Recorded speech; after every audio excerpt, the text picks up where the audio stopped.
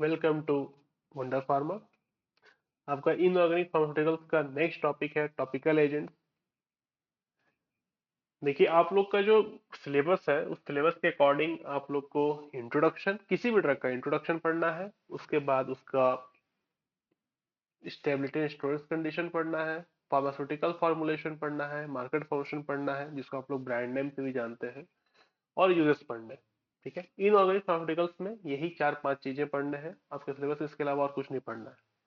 तो जो डिस्कशन होगा इन्हीं के बीच में होगा, अकॉर्डिंग टू सिलेबस होगा। तो पहला आप होता टॉपिकल एजेंट क्या है उसको देखते हैं। तो जनरली टॉपिकल एजेंट ऐसी मेडिकेशंस होती है, या मे बी ये मेडिकेशंस हो सकते हैं और नहीं भी हो सकते हैं। क्यों बताता हूँ, पहले होता क्या है। तो ऐसे मेडिकेशंस होते हैं जो हम लोग बॉडी के सरफेस पे या उसके कैविटीज के अंदर डालते हैं। सरफेस पे मतलब स्किन हो गया, कैविटीज हो गया जैसे मुंह के अंदर जो क्रीम लगाना पड़ता है छाल वगैरह के लिए, वजाइना कैविटी के अंदर लगाना पड़ता है। ठीक है, तो ये जो क्रीम्स हो गए या प्रिपरेशंस हो गए जो यहाँ पे यूज हो रहे हैं, सिर्फ म्यूकस मेम्ब्रेन पे यूज हो रहे हैं या फिर स्किन सरफेस पे यूज हो रहे हैं, इसको हम लोग बोलते हैं टॉपिकल एजेंट। अब ये मेडिकेटेड हो सकते हैं या नहीं भी हो सकते हैं। तो नहीं होने का बात ये है, जैसे आप लोग बॉडी लोशन यूज कर रहे थे अभी ठंड में, कोल्ड क्रीम यूज कर रहे थे, तो ये मेडिकेटेड तो है नहीं। ये सिर्फ बॉडी को, जहां पे आपका ड्राइनेस है वहां पर आपको मॉइस्चर प्रोवाइड करते हैं, तो नॉन मेडिकेटेड है। ठीक है, एज एन कॉस्मेटिक आप बोल सकते हो कि इसका यूज होता है।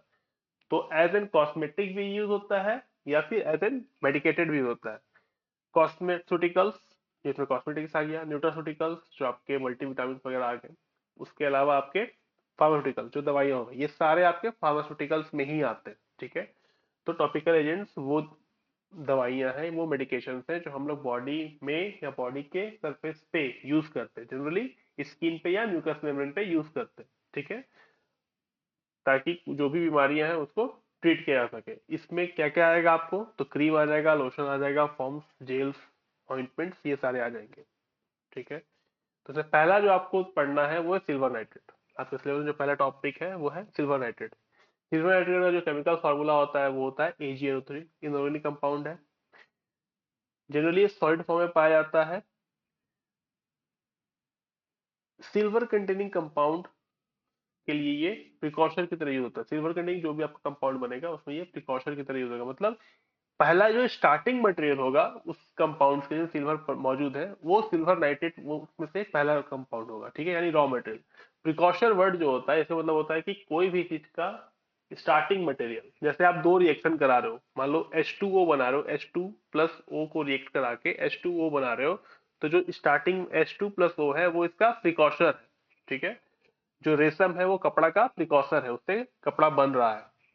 उसके अलावा सिल्वर नाइट्रेट को हम लोग फोटोग्राफिक फिल्म्स को बनाने में यूज करते हैं। लेबोरेटरी में जब प्रोटीन विजुलाइजेशन होता है तो वहां पे as an staining agent use करते हैं, यानी कि प्रोटीन्स को कलर्ड फॉर्म में देखने के लिए। जब आप किसी चीज को माइक्रोस्कोप में देखते हो या फिर आप इलेक्ट्रॉन माइक्रोस्कोप में देखते हो, तो उसको विजुलाइज करने का, सब कुछ सेम दिखेगा उसमें, आप विजुलाइज नहीं कर पाओगे। तो उसको हम लोग स्टेन करते हैं, यानी कि हम लोग किसी किसी केमिकल रिएजेंट का यूज करके उसको कलरफुल बनाते हैं, ताकि आप आइडेंटिफाई कर सको कि हाँ ये चीज है, ये चीज उसमें पाया जा रहा है, ये चीज ऐसा दिख रहा है। और हर एक चीज एक डिफरेंट कलर प्रोड्यूस करता है। ऐसा नहीं कि आपने सिल्वर नाइट्रेट का यूज किया तो सबका सब उसमें एक ही कलर का दिखाई देगा, नहीं। जो भी ऑर्गेनल्स होंगे, मान लीजिए सेल ही आप देख रहे हो, सेल्स के जो भी ऑर्गेनल्स होंगे वो डिफरेंट हो जाएंगे। ठीक है, तो अलग अलग प्रोटीन अलग अलग तरीके से आपको डिफर कर देगा स्टेनिंग एजेंट उसको। ठीक है, डिफरेंट कलर से। तो एज एन स्टेनिंग एजेंट का इसको यूज करते हैं प्रोटीन विजुलाइजेशन में। उसके अलावा सिल्वर नाइट्रेट, अगर फार्माकोलॉजिकली बात करें क्या उसका यूज है, तो एज एन एंटीसेप्टिक इसका उपयोग है। ठीक है, ये क्या करता है कि सिल्वर आयन को रिलीज करता है और जो भी माइक्रो ऑर्गेनिज्म होते हैं उनको मारता है, यानी कि किल करता है, और उस उनको इन्फेक्शन को या माइक्रो ग्रोथ को रोकता है, प्रिवेंट करता है। ठीक है, पर ये स्किन को किसी तरह का हार्म नहीं पहुंचाता है। आपका जो फार्मास्यूटिकल फॉर्मुलेशन है वो है gel, cream, ointment. Market formulation क्या क्या है, तो यूनोसिल, सिल्वर स्ट्रीम, या आपको जो भी दूसरा नाम हो आप वो देख के यहाँ लिख सकते हो, जो भी कॉमन आपको पता हो कि अच्छा ये एग्जाम में ऐसा नहीं है कि जो मैंने लिखा है यहाँ पे या फिर अब कोई और लिखा है वो आप लिखो। आपको अगर पता है कि दवाई में ये ब्रांड नेम से वो दवा आता है उसमें सिल्वर नाइट्रेट है, तो आप प्लीज उसको यहाँ पे लिख सकते हो। ठीक है। स्टोरेज कंडीशन, हम लोग पहले से बात करते हुए आ रहे हैं कि डिफरेंट डिफरेंट स्टोरेज कंडीशन इसका होता है, हर एक चीज का स्टोरेज कंडीशन होता है, बट ऐसा नहीं है। जैसे आपका सॉलिड प्रोडक्ट्स हैं, जैसे आपके टैबलेट हो गए, कैप्सूल हो गए, उसके अलावा आपके जो लिक्विड प्रिपरेशन हैं जैसे आपके सिरप हो गए, एलिक्सर हो गए, इमल्शन हो गए, सस्पेंशन हो गए, या आपके ऑइंटमेंट हो गए, क्रीम हो गए, जनरली जनरली इनका जो स्टोरेज कंडीशन होगा उसमें कुछ चीजें कॉमन होगी, आपको हमेशा याद करने की जरूरत नहीं है सब चीज को। उसमें कुछ चीजें कॉमन होंगी, जैसे protect from light, light resistant container में रखना, एयर टाइट कंटेनर में रखना, रूम टेम्परेचर में रखना। रूम टेम्परेचर 15 से 30 डिग्री होता है। तो ये दो चार पॉइंट हैं जो आप हमेशा याद रखिए। आपको अगर हर किसी का स्टोरेज कंडीशन याद नहीं है तो आप ये 4-5 पॉइंट लिख के उसको लिख सकते हैं एग्जाम में। सेकेंड चीज कि कुछ कुछ ऐसे दवाइयां होती हैं, प्रिपरेशन होते हैं जिनका एक स्पेसिफिक स्टोरेज कंडीशन होता है, आप उसमें सब कुछ नहीं लिख सकते, वहां तुरंत गलत हो जाएगा। जैसे इंजेक्शन हो गया, तो आप देखते होंगे बहुत सारे इंजेक्शन जो है वो फ्रिज में रखाता है, डीप फ्रिज में रखाता है, तो उनका वहां पे स्टोरेज कंडीशन चेंज हो गया, टेम्परेचर चेंज हो गया। ठीक है। उनके इंजेक्शन में एम्पूल्स होते हैं, वो ट्रांसपेरेंट होते हैं, वो लाइट सेंसिटिव नहीं होते हैं, लाइट से बचा के नहीं रखा है, क्योंकि उनको फ्रिज में रखना है। आप उनको किसी भी हाल में लाइट में एक्सपोजर नहीं हो रहा है, सिर्फ जब उसका एडमिनिस्ट्रेशन हो रहा है या ट्रांसपोर्टेशन हो रहा है, मतलब मान लीजिए एक होलसेलर से रिटेलर पास गया या फिर रिटेलर से कस्टमर पास गया, तो बस इतना दूर में ही जो लाइट में एक्सपोजर होगा तो उतना वो बियर कर सकता है। ठीक है, उतना देर आराम से स्टेबल रह सकता है। तो कुछ चीजों पे आप ध्यान दीजिएगा। तो इसका स्टोरेज कंडीशन क्या है, इसको लाइट से बचा के रखना है, एयर टाइट कंटेनर में रखना है, और इनर्टली स्टोर करना है। इनर्ट का मतलब होता है किसी और चीज से ये रिएक्ट ना करे। ठीक है। जैसे आपका अगर मैं बात करूं तो ऑर्गन एक गैस है, ठीक है, जो किसी और चीज से रिएक्ट करता ही नहीं है, वो इनर्ट है। इनर्ट का मतलब किसी और चीज पे कोई रिएक्शन ना हो। ठीक है। उसके अलावा इसको कॉलेस्ट्रेबल कंटेनर रखना चाहिए। आप इसको सिंगल डोज में यूज कर सकते हो या फिर आप ट्यूब में, कॉलेस्ट्रेबल कंटेनर मतलब ट्यूब वगैरह जो हम लोग यूज करते हैं ना क्रीम वगैरह के लिए, वो होगा। ठीक है। रूम टेम्परेचर में ये रहेगा 15 से 30 डिग्री। अगर इसका कोई ऑप्थेल्मिक प्रिपरेशन बन रहा है तो उसको फ्रीज ना किया जाए। फ्रीज होने से क्या होगा कि उसके प्रॉपर्टीज चेंज हो जाएंगे, अंदर में क्रिस्टल्स बन जाएंगे, और वो पूरा का पूरा दवा जो है वो खराब हो जाएगा। ठीक है, तो उसको फ्रीज ना किया जा। यूजेस, तो जैसा हम लोग बात किए थे कि एज एन एंटीसेप्टिक इसका यूज होता है। तो 0.5% सोल्यूशन जो इसका बनेगा वो आपको बर्न को ट्रीट करने में, जला हुआ पार्ट को ट्रीट करने में यूज होगा। ठीक है। उसके अलावा आपका जो कंजक्शन होगा यानी कंजक्टिवाइटिस, आप लोग देखते होंगे बहुत जगह पे लोगों का आंख लाल हो जाता है, खुजली होती है, आंख से पानी गिरता है, तो वो कॉमन भाषा में बोलते हैं आंख आ गया, बट ये एक्चुअल में है क्या है, कंजक्टिवाइटिस है ये। तो कंजक्टिवाइटिस को ट्रीट करने के लिए विथ जेंटामाइसिन, कैनामाइसिन या मेफेनेट के साथ यूज करते हैं इसको ट्रीट करने के लिए। उसके अलावा एनिमल और ह्यूमन में जो भी हार्मफुल बैक्टीरियाज है, माइक्रो ऑर्गेनिज्म है, उनको उनकी एक्टिविटी को इनहिबिट करने के लिए भी इसका उपयोग होता है। करता क्या है ये, तो डीएनए सिंथेसिस को रोक देता है बैक्टीरिया का। ठीक है। तो एज एन डिसइंफेक्टेंट ये यूज होता है। नेक्स्ट टॉपिक है आपका आयनिक सिल्वर। तो वहां सिल्वर नाइट्रेट था जिसमें AgNO3 लगा था, बस यहाँ सिल्वर Ag है। ठीक है। ये प्योर केमिकल एलिमेंट है सिल्वर का। ये एक तरह का मेटल होता है, इसलिए इसका इसमें इलेक्ट्रिसिटी और थर्मल कंडक्टिविटी बहुत बढ़िया होती है, और इससे रिफ्लेक्टिविटी भी अच्छा होता है। ठीक है। इसका काम क्या है, तो इसका भी काम एंटी माइक्रोबियल एक्टिविटीज का है। ये क्या करता है कि माइक्रोऑर्गेनिज्म को मार देता है। ठीक है। मारने का जो तरीका होता है, इसका जो माइक्रोऑर्गेनिज्म को खत्म करने का तरीका होता है, किल करने का तरीका होता है, उसका मैकेनिज्म है कि वो डीएनए सिंथेसिस को ब्लॉक कर देता है, साथ में उसके रेस्पिरेटरी एंजाइम्स को ब्लॉक कर देता है, तो रेस्पिरेशन सिस्टम बंद हो जाता है। ठीक है। इस तरीके से माइक्रोऑर्गेनिज्म का ग्रोथ रुक जाता है, खत्म हो जाता है। लेकिन ये हमारे स्किन पे या किसी भी एनिमल के स्किन पे किसी तरह का हार्मफुल इफेक्ट नहीं छोड़ता है। फार्मास्यूटिकल फॉर्मुलेशन क्या है इसके, तो gel cream, market preparation silver x ionic gel. ठीक है। स्टोरेज कंडीशन, तो वही आपका लाइट से बचा के रखना है, सनलाइट से बचा के रखना है, टेम्परेचर रूम टेम्परेचर रहेगा। आप इसको पर्सेबल ट्यूब में रखोगे और एयर टाइट कंटेनर में रखोगे। ठीक है। यूजेस, तो इसका यूज वही आपके बर्न को ट्रीट करने में या किसी उंड इन्फेक्शन को ट्रीट करने में भी इसका यूज होता है। ठीक है। उसके अलावा इन्फ्लामेशन को ये घटा देता है, अगर किसी जगह पे जलने से या चोट लगने से इन्फ्लामेशन है तो उसको घटा देता है। और एक्चुअल में इससे जो हीलिंग होता है, खासकर बर्न की जो हीलिंग होती है, सिल्वर एक्स से बहुत बढ़िया तरीके से होता है। आप लोगों ने बर्नॉल का नाम सुना होगा, बट उससे बेटर सिल्वर एक्स काम करता है। ठीक है, बहुत बढ़िया तरीके से होता है ये। इसके अलावा इसको एक्ने ट्रीटमेंट में भी, और डेंटल कैरीज यानी दांत में जो कीड़े लग जाते हैं उसको ट्रीट करने में भी ये यूज होता है। ठीक है, डेंटल यूज में भी इसका उपयोग है। अगला आपका क्लोरहेक्सिडिन ग्लूकोनेट। आप लोग हेक्सेडिन नाम का एक माउथ वॉश देखे होंगे, ब्लू कलर का आता है, कुछ कुछ यही चीज है वो। ठीक है, क्लोरहेक्सिडिन जो आप लोग देख वो है, वही चीज है, माउथ वॉश के लिए यूज होता है वो। तो वो भी आपका एक तरह से टॉपिकल एजेंट है। क्यों है टॉपिकल एजेंट? लिक्विड प्रिपरेशन है बट फिर भी टॉपिकल एजेंट है। उसका रीजन ये है कि आप उसको पानी में डाल के कूला करते हो और थूक देते हो, वो सिर्फ अप्लाई होता है म्यूकस मेम्ब्रेन में, जितने भी मुंह के अंदर म्यूकस मेम्ब्रेन है उसमें वो अप्लाई होता है और फिर खत्म हो जाता है। तो आपको क्लोरहेक्सिडिन वहीं पर काम करता है। तो क्लोरहेक्सिडिन आपका एक ब्रॉड स्पेक्ट्रम एंटीमाइक्रोबियल है जो एंटीसेप्टिक प्रॉपर्टीज भी देता है। ठीक है, क्या करता है कि मुंह के अंदर डेंटल में, दांतों में जो भी इन्फ्लामेशन हो रहा है या फिर डेंटल कैरीज हो रही है, ब्लीडिंग्स हो रहे हैं ड्यू टू इन्फेक्शंस, माइक्रोऑर्गेनिज्म, उस चीजों को ट्रीट करने में ये हेल्प करता है। ठीक है,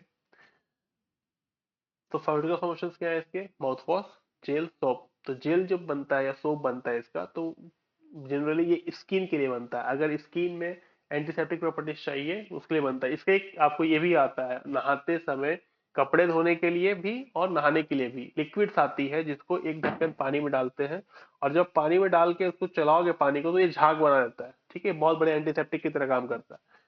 तो किसी को बहुत ज्यादा अगर फंगल या बैक्टीरियल इन्फेक्शन स्किन पे हो रहे हैं तो वहां पे आप इसको प्रिस्क्राइब कर सकते हो नहाते समय के लिए। ठीक है, इसके मार्केट फॉर्मेशन हेक्सिडीन, क्लोरहेक्स, हेक्सीजेल, रेक्सिडीन वगैरह है। ठीक है, स्टोरेज कंडीशन तो वही कि एयर कंटेनर रखना है, सनलाइट से बचा के रखना है, बट इसमें एक स्पेशल आपको प्रिकॉशन लिखने होंगे, स्टोरेज कंडीशन में लिखना देखना होगा कि फ्लेम से बचा के रखना है, तुरंत ही आग पकड़ लेता है। ठीक है, हॉट सरफेस फ्लेम से बचा के रखना है।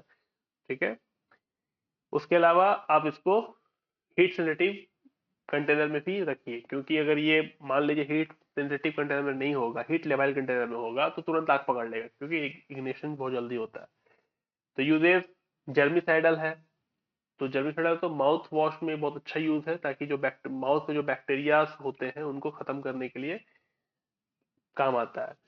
इसका हम लोग ओरल रिंस का मतलब गार्गल करना, तो इसका हम लोग क्या करते हैं, जिंजीवाइटिस को ट्रीट करने के लिए यूज करते हैं। जिंजीवाइटिस में क्या होता है, मसूड़े सूज जाते हैं, लाल हो जाते हैं, ब्लीडिंग होती है, ठीक है, दर्द होता है, तो उसको ट्रीट करने में यूज करते हैं। उसके अलावा डेंटिस्ट इसको जनरली प्रिस्क्राइब करते हैं डे टू डे लाइफ के लिए। ठीक है, आप रात में सोते समय कुल्ला कर लीजिए, ताकि आपका जो भी माइक्रोऑर्गेनिज्म है वो खत्म हो जाए। ठीक है, और अच्छे से साफ हो जाए। देन आपका अगला है हाइड्रोजन पेरोक्साइड। हाइड्रोजन पेरोक्साइड का जो फॉर्मूला H2O2 है, सिंपल सा एक पेरोक्साइड पेरोक्साइड है। इसका यूज हम लोग क्यों करते हैं? तो इसका यूज भी आपको as an broad spectrum antimicrobial activities के लिए किया जाता है। जनरली हाइड्रोजन पेरोक्साइड जो होता है, इसमें आप लोग को एक बात जानने की है, स्टोरेज कंडीशन में आपको ये लिखने में फायदा होगा। जो हाइड्रोजन पेरोक्साइड होता है वो बेसिक प्रिपरेशंस में बहुत ज्यादा अनस्टेबल होते हैं। अगर आप इसको किसी बेस के साथ रखोगे तो ये बहुत जल्दी अनस्टेबल रहेगा, रिएक्ट किसी तरह का रिएक्शन दे देगा। ठीक है, तो इस हाइड्रोजन पेरोक्साइड का जो प्रिपरेशन बनता है वो जनरली हल्का सा एसिडिक सोल्यूशन होता है, ताकि वो स्टेबल हो सके। एसिड में स्टेबल है। ठीक है, तो स्टोर करना आसान है, किसी तरह का केमिकल रिएक्शन नहीं देता है, कोई भी एडवर्स इफेक्ट नहीं देगा जब बॉडी में यूज होगा। ठीक है, तो ब्रॉड स्पेक्ट्रम एंटीमाइक्रोबियल एक्टिविटीज देता है ये। ठीक है, हाइड्रोजन पेरोक्साइड गैस और लिक्विड दोनों में आते हैं एज अ प्रिजर्वेटिव। ठीक है, प्रिजर्वेटिव्स क्या होते हैं अब? तो किसी भी चीज को ऑक्सीडेशन से बचाने के लिए या खराब होने से बचाने के लिए जो केमिकल का यूज करते हैं उसको लोग बोलते हैं प्रिजर्वेटिव।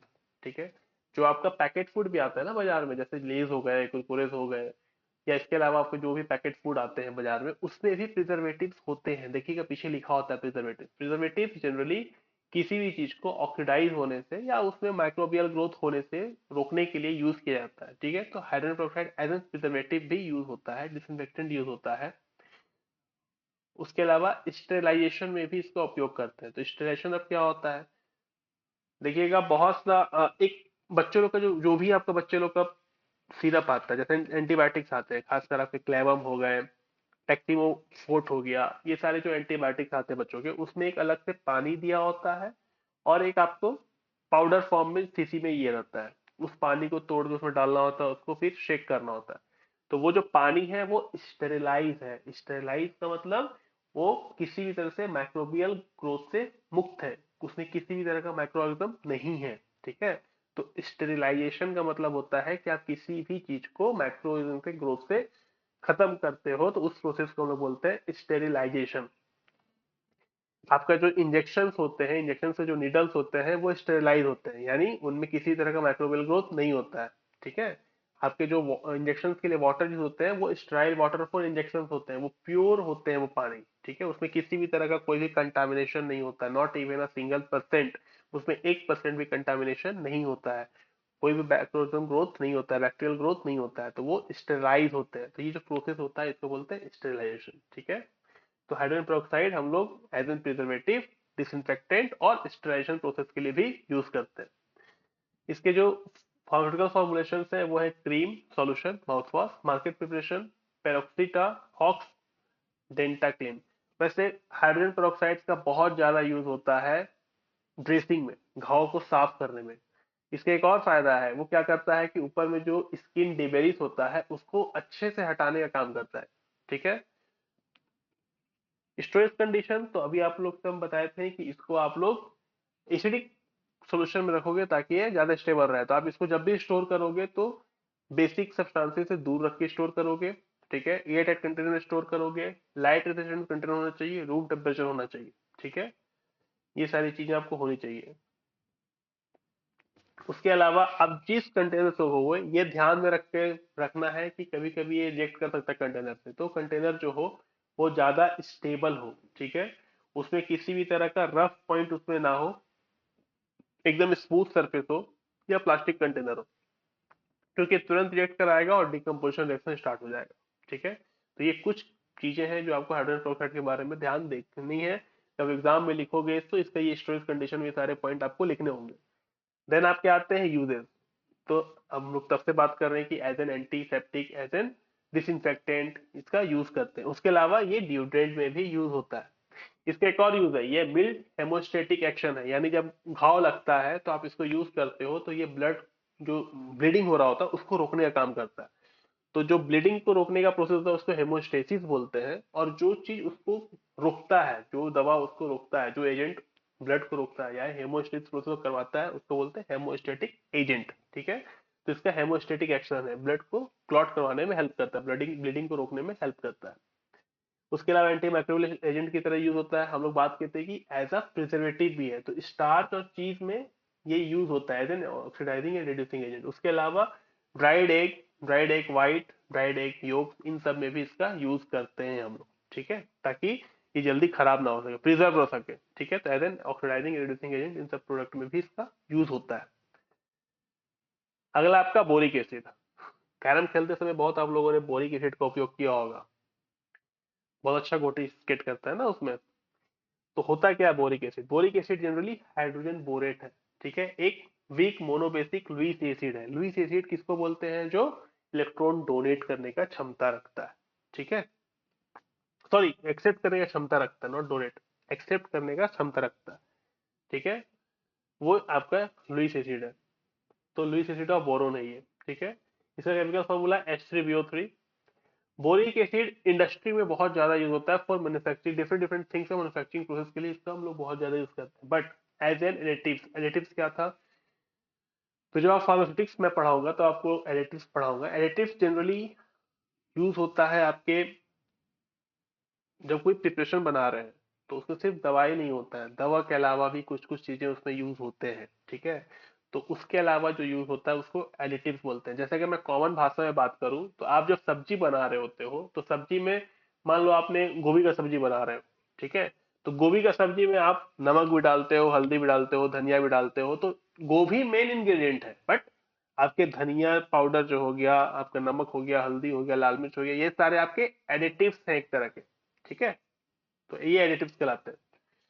तो एज एन एडिटिव्स ये डिफरेंट डिफरेंट फार्मास्यूटिकल प्रोडक्ट में यूज होते हैं, cosmetic, lotion, soap, mouth wash, paste, astringent, eye lashes, इन सब चीजों में भी इसका एज एन एडिटिव यूज होता है। ठीक है, जिसके एंटीबैक्टीरियल प्रॉपर्टीज है, तो क्या करता है, किसी भी तरह से बैक्टीरिया का ग्रोथ होने से रोकता है। In case of vaginosis and candidiasis, ये दोनों एक तरह का फंगल और बैक्टीरियल इन्फेक्शन है, वहां पे यूज होता है, जनरली वजाइना में यूज होता है। Pharmaceutical formulation, powder, lotion, suppository, liquid. Suppository generally vagina के लिए होता है, पाउडर आपकी स्किन में यूज करते हैं, और कैरम खेलने के लिए भी आप लोग बहुत यूज किए होंगे। देन इसका मार्केट प्रिपरेशन आइबोरिक एजो वगैरह है। ठीक है, स्ट्रेस कंडीशन पे आ जाइए। ठीक है, तो बोरिक एसिड का जो स्टोरेज कंडीशन है, जनरली इसको हम लोग ड्राई रखते हैं। ठीक है, ड्राई जगह पे इसको रखते हैं, ड्राई सॉलिड होता है ये, जनरली रूम टेम्परेचर पे रखना होता है। ठीक है, ये बहुत लंबे समय तक स्टेबल रहता है, एक्सपायर जल्दी नहीं करता है। ठीक है, इससे एप्लीकेशन आप 3 से 5 साल तक कर सकते हैं, उसको क्लोज कंट्रोल रखना होता है। यूजेस क्या है, तो बोरिक एसिड हम लोग पहले भी बात की, as an antiseptic antibacterial activities है। तो जिस एरिया में इंफेक्शन है वहां पे इसका उपयोग करते हैं फॉर रिलीव ऑफ इरिटेशन। ठीक है, बहुत ज्यादा इरिटेशन होता है, खुजली होती है, तो उसको यूज करते हैं हम लोग। ठीक है, इसका काम क्या है, एज एन एंटीबैक्टीरियल और एंटी फंगल एक्टिविटीज ये देता है। ठीक है, अगला है आपका ब्लीचिंग पाउडर। हर कोई सुना होगा ब्लीचिंग पाउडर। कीड़े मकोड़ों को मारने के लिए हम लोग नालियों के बगल में छींटते हैं, पॉन्ड्स में छींटते हैं। ठीक है, ब्लीचिंग पाउडर का नाम तो आप लोग सब सुने होंगे। हम लोग दांत भी ब्लीच करवाते हैं, व्हाइट करवाते हैं ना, व्हाइटनिंग करवाते हैं, तो ब्लीचिंग पाउडर व्हाइटनिंग प्रॉपर्टीज है, व्हाइटनिंग एजेंट है। ये क्या करता है कि जो भी पिगमेंट, पिगमेंट का मतलब है कलर, ठीक है, जो भी पिगमेंट होता है उसको ये ऑक्सीडाइज कर देता है। ऑक्सीडाइज होने से क्या होता है कि वो कलर डिसकलर्ड हो जाता है और पूरा व्हाइट इफेक्ट देता है। ठीक है, तो ब्लीचिंग पाउडर जो होता है वो एज एन व्हाइटनिंग एजेंट या व्हाइट इफेक्ट देता है। ठीक है, जो केमिकल है, इसका हम लोग यूज एज एन डिसइंफेक्टेंट करते हैं। इसे है ना कि नालों में, नलियों के बगल में इसको छिड़कते हैं, काई हटाने के लिए भी यूज करते हैं। ठीक है, तो एज एन डिसइंफेक्टेंट भी यूज होता है। फार्मास्यूटिकल फॉर्मुलेशन इसके पाउडर है, market preparation bleaching bleaching agent है। स्टोरेज कंडीशन तो ड्राई कूल प्लेस में इसको रखना है, वेंटिलेटेड एरिया में रखना है, क्योंकि अगर आप रूम बंद रूम में रखोगे तो ये बहुत ज्यादा महकता है। आई होप आप लोग सब कोई इसका यूज किए होंगे। कभी आप, अगर कोई पुराना कपड़ा हो आपके पास और आप उसमें क्या करना है कि थोड़ा सा ब्लीचिंग पाउडर छींट देना, आप जहां जहां छिटाओगे और थोड़ा सा पानी वहां यूज कर देना बस, क्योंकि बहुत अच्छा रिएक्शन होता है पानी के साथ इसका। रिएक्शन के बाद ही ये ऑक्सीडाइजेशन रिएक्शन देता है ये। आप जहां जहां छींटे होगे ना ब्लीचिंग पाउडर, वहां देखना आपका कपड़ा कलर जो है ना वो डिसकलर्ड हो जाएगा। ठीक है, उसके बाद इसको सनलाइट से दूर रखना होता है और सुटेबल कंटेनर रखना होता है। यूज क्या है, तो टीथ वाइट करने के लिए यूज करते हैं, as an oxidising agent use करते हैं। इंडस्ट्री में भी ऑक्सीडाइजर की तरह यूज किया जाता है। ठीक है, वाटर को डिसइंफेक्ट करने के लिए और पोर्टेबल वाटर बनाने के लिए भी यूज करते हैं, और कपड़ों से दाग हटाने के लिए भी इसका उपयोग होता है। इसके बाद आपका है पोटासियम पर मैग्नेट पढ़ना। आई होप आप लोग सब कुछ सुने होंगे, बहुत पुराना ये केमिकल है, ये डिसइंफेक्टेंट के लिए यूज होता है, और साथ में ड्रेसिंग के लिए भी इसका उपयोग बहुत बढ़िया होता है। ये भी स्किन डिमेरिश यानी पुराने स्किन को घाव से हटाने में बहुत बढ़िया हेल्प करता है, और बहुत बहुत कारगर चीज है, घाव सुखाने में बहुत कारगर चीज है ये, किसी तरह घाव सुखाने में हेल्प करता है ये। ठीक है, तो पोटासियम परमैंगनेट जनरली दो चीजों से मिलकर बना हुआ है, मैग्नीशियम ऑक्साइड और पोटासियम हाइड्रोक्साइड। दो चीजों से मिलकर पोटासियम परमैंगनेट बना हुआ है। इसका आविष्कार सबसे पहले 1887 में एज एन डिसइंफेक्टेंट हुआ था। स्किन कंडीशन और फंगल इन्फेक्शन जो स्किन से होते हैं उसके लिए बहुत ज्यादा यूज होता है। इसका जो फॉर्मुलेशन है, फार्मास्यूटिकल फॉर्मुलेशन सॉल्यूशन पाउडर है। मार्केट प्रिपरेशन इसके बायोलेबोरेटरी पोटेशियम परमैंगनेट क्रिस्टल, कॉन्डीज क्रिस्टल वगैरह वगैरह होते हैं। स्टोरेज कंडीशन की बात करें तो इसको ठंडे जगह पे रखना होता है, एयरटाइट कंटेनर रखना होता है, लाइट से दूर रखना होता है और आग से दूर रखना होता है, क्योंकि बहुत जल्दी आग पकड़ता है। ठीक है, रूम टेम्परेचर पे होगा ये और वेंटिलेटेड एरिया पे होगा। यूज क्या है, तो हम लोग बात की कि फंगल इन्फेक्शन में बहुत बढ़िया काम करता है। तो एक्जिमा में बहुत बढ़िया काम करता है। ब्लिस्टर्स स्किन कंडीशन, ब्लिस्टर्स मतलब फोड़े हो जाना, उस कंडीशन में भी इसका उपयोग बहुत अच्छे से होता है। उसके अलावा घाव साफ करने के लिए मैंने कहा था कि ड्रेसिंग के लिए इसको बहुत अच्छे से यूज करते हैं, ठीक है। खासकर वैसे घाव के लिए जहां पर पीप जम रहा होता है। वीपिंग अल्सर्स का मतलब होता है जहां पे पीप जम रहा होता है, न पस जमता है, जिसको पस बोलते हैं ना, उसमें इसका यूज करते हैं। उसके अलावा एथलीट फुट फंगल इन्फेक्शन में यूज होता है। होता है क्या है एथलीट फुट, तो पैर में बहुत ज्यादा टाइट जूता पहनने से और मोजे पहनने से नाखूनों के बीच में, उंगलियों के बीच में फंगल इन्फेक्शन हो जाते हैं, पसीना इंटेप्ट होकर रह जाता है, तो उसको हम लोग बोलते हैं एथलीट फुट इन्फेक्शन, ठीक है। तो आप लोग का आज का टॉपिक यहीं तक है। इसके बाद फिर हम लोग अगले टॉपिक पे मिलेंगे, ठीक है। तब तक के लिए शुभ रात्रि, सब खैर, खुदा हाफिज, नमस्कार।